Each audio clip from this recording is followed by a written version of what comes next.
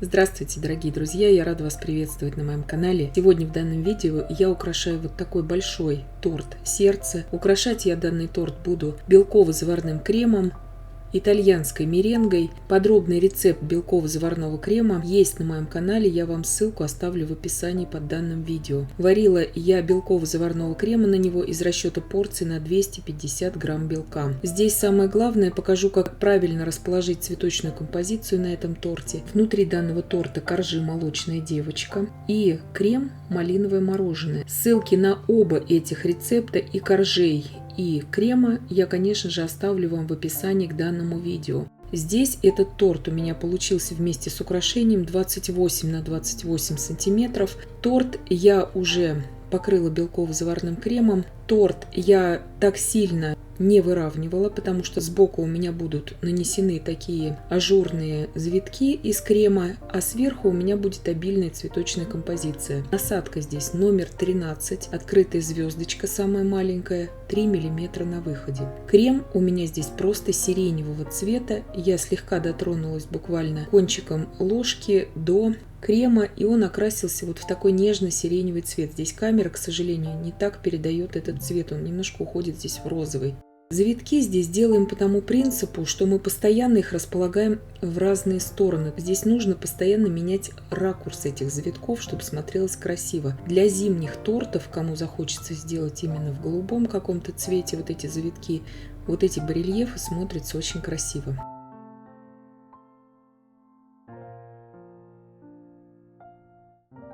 Сейчас сделаем цветы. Насадка розы здесь у меня номер 128, 2,5 см на выходе. Насадка эта очень доступная в продаже. Она продается буквально во всех кондитерских магазинах. Она продается также на AliExpress и на всех платформах, где продается все для кондитеров. Здесь я ее уже очень давно заузила плоскогубцами, то есть сделала ее более узкой.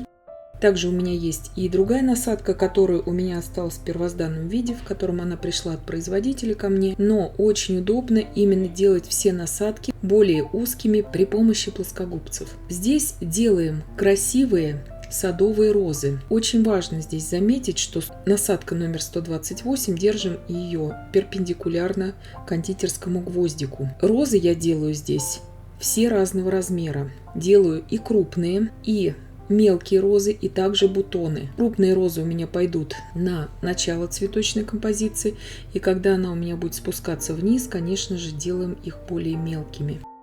На тортах в виде сердца, в форме сердца, это очень важный момент. Здесь делаю крупную розу из большого количества лепестков. И заметьте, что в этом торте я не использую никаких вспомогательных средств для изготовления цветов. То есть я не использую рисовых конусов, не использую кукурузных палочек, то есть абсолютно ничего. Делаю просто на белково-заварном креме все цветы. Основание для цветов делаю также из крема. Чем это хорошо? Это хорошо тем, что во вкусе в торте нет никаких инородных тел, скажем так. Но есть один минус, что крема используется несколько больше. Сейчас показываю, как сделать буквально маленький такой бутончик, 3 лепестка, и бутон готов. То есть насадка большая, очень удобно ей работать. Сразу получается оформленный бутон.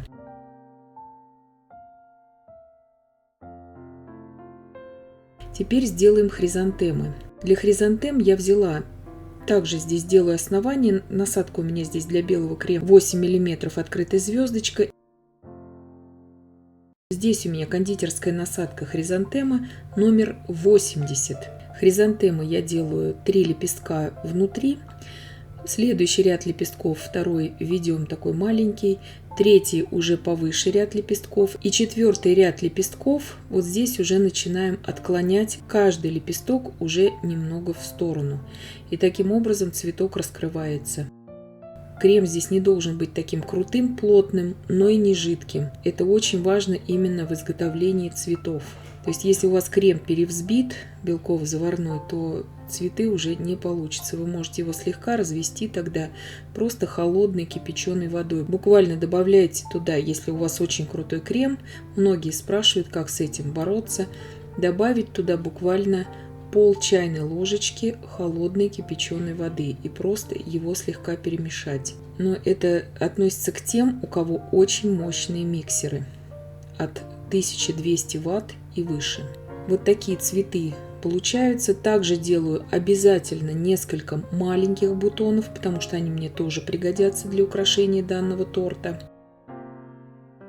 Для изготовления коржей для этого торта у меня ушло 200 килограмм сгущенного молока, то есть 3 банки, соответственно, сгущенного молока. У меня получилось из него 9 коржей, потому что коржи большие.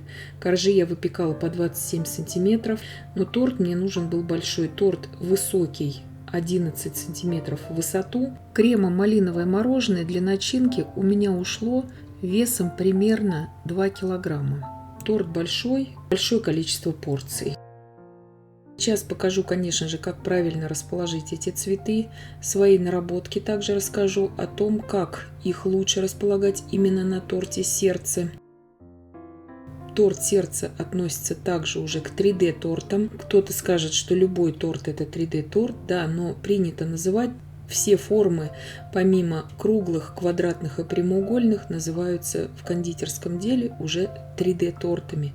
Поэтому торт сердце, с ним нужно уметь тоже работать, нужно его правильно уметь украсить и расположить на нем всю эту композицию.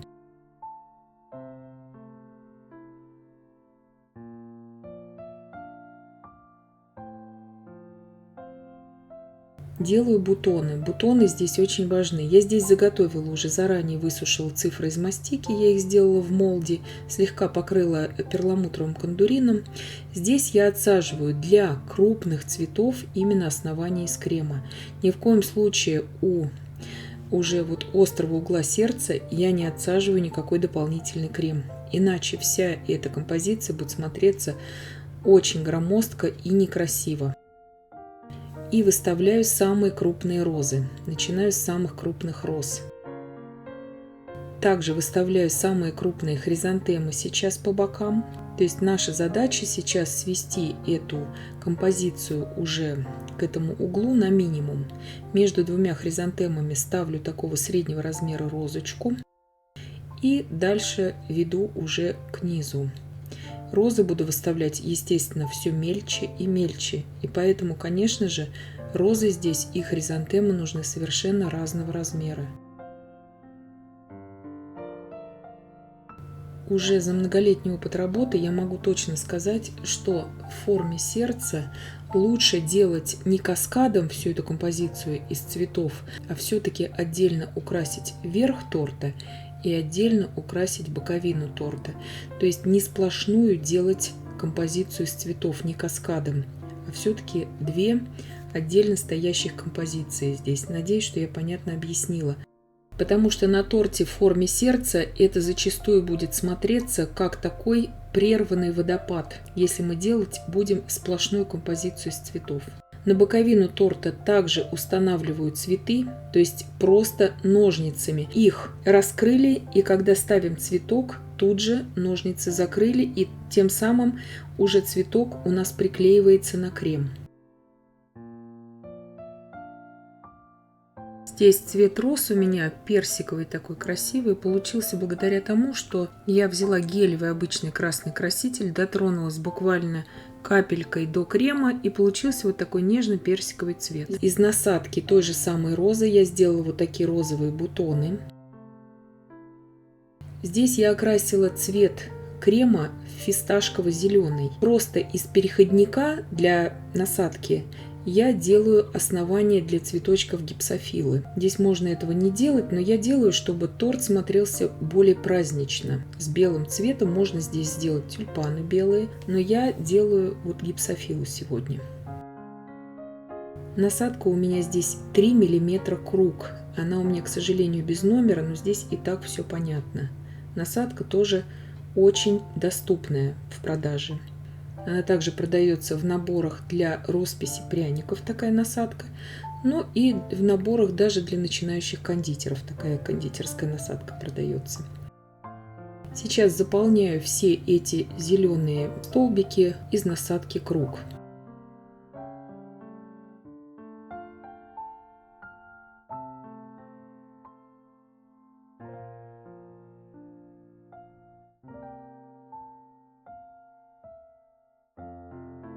Здесь у меня насадка номер 70, листик 10 мм на выходе.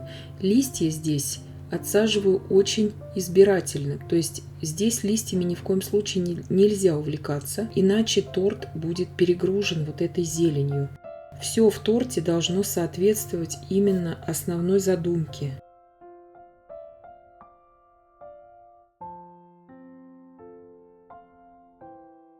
Теперь посыпаю открытое пространство торта очень мелкой кондитерской посыпкой белого цвета, чтобы просто торт смотрелся как бы заполненным.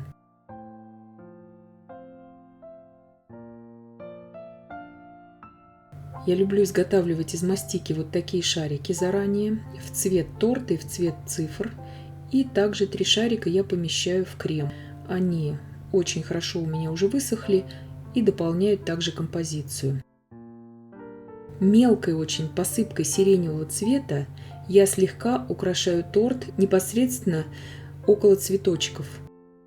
Ни в коем случае дальше этой сиреневой посыпкой не заполняем пространство, потому что посыпкой можно как украсить торт, как его облагородить, но также его можно и испортить. Поэтому с посыпками нужно быть крайне осторожным в украшении любого торта. И вот такой торт в итоге у меня получился. Торт большой, торт 4 килограмма 300 граммов. Торт вместе с украшением получился 28 на 28 сантиметров.